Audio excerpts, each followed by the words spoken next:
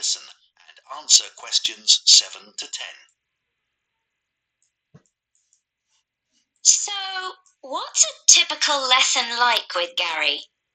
Well, he always starts by getting us to tune our guitars. That takes about 5 minutes.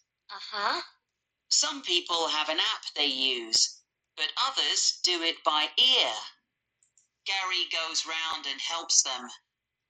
And while he's doing that, he tells us what he's going to do during the lesson. Right. First, we usually spend about 10 minutes doing some strumming.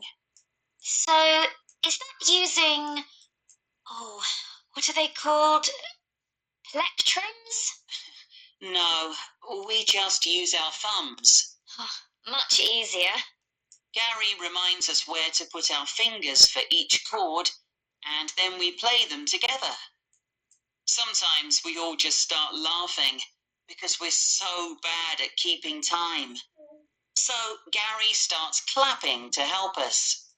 Do you learn to play any songs? Yes, we do at least one song with words and chords. I mean, that's harder than you think. Oh, I'm sure it is. That part of the lesson takes about 15 minutes. He often brings a recording of the song and plays it to us first.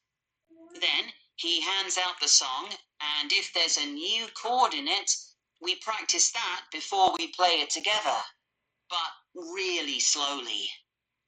Do you do any finger picking? That's the last 10 minutes of the lesson, when we pick out the individual notes from a tune he's made up. It's always quite simple. That must be hard, though. It is. But people like it because they can really concentrate. And if we're all playing well, it sounds quite impressive. The only trouble is that he sometimes gets us to play one at a time. You know, alone. Oh, that's scary. It is. But I've got used to it now.